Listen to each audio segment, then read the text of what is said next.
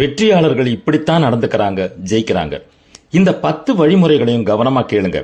முதலாவது, வெற்றியாளர்கள் எப்பவுமே மற்றவங்க அவங்கள பத்தி என்ன நினைக்கிறாங்கன்னு நினைச்சு கவலைப்பட மாட்டாங்க.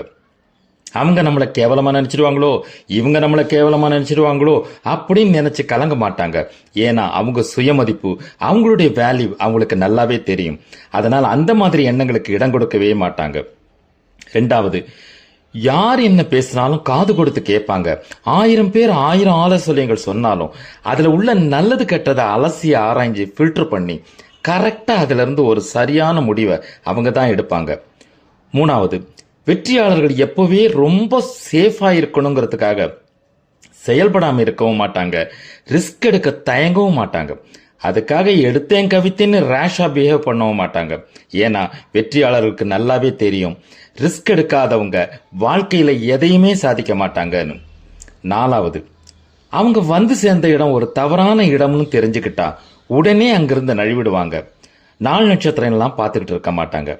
உடனே இடத்த மாத்திப்பாங்க, ஆளை மாத்திப்பாங்க. அதுக்கெல்லாம் தயக்கமே காட்ட மாட்டாங்க.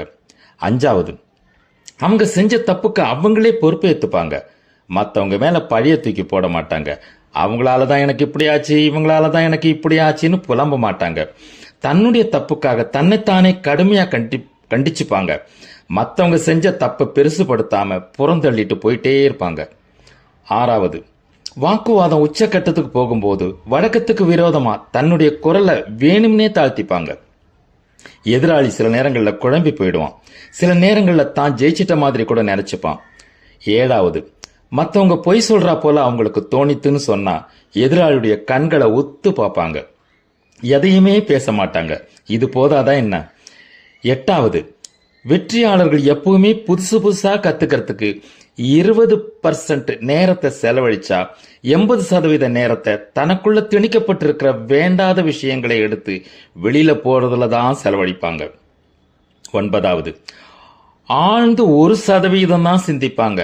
ஆனா 99% செயல்ல தான் காட்டுவாங்க, உழைப்புல தான் முழுமூச்சா இருப்பாங்க. 10வது, வெற்றியாளர்கள் எப்பவுமே யார் யாருடைய வாழ்க்கையெல்லாமோ வாழ்ந்துட்டு இருக்க மாட்டாங்க. ஒரு நேரத்துல ஓவியனா, ஒரு நேரத்துல கலைஞனா, ஒரு நேரத்துல டாக்டரா, ஒரு நேரத்துல இன்ஜினியரா, இப்படி பல வேஷம் தாங்கி வாழ மாட்டாங்க. அவங்களுக்குன்னு ஒரு இலக்கு, பாதை, குறிக்கோள் அமைச்சுக்கிட்டு அதுல இருந்து இம்மியளவும் பிசகாம ஏறு நடை போட்டு வெற்றி மேல வெற்றி அடைவாங்க. கம்பீரமா நடப்பாங்க.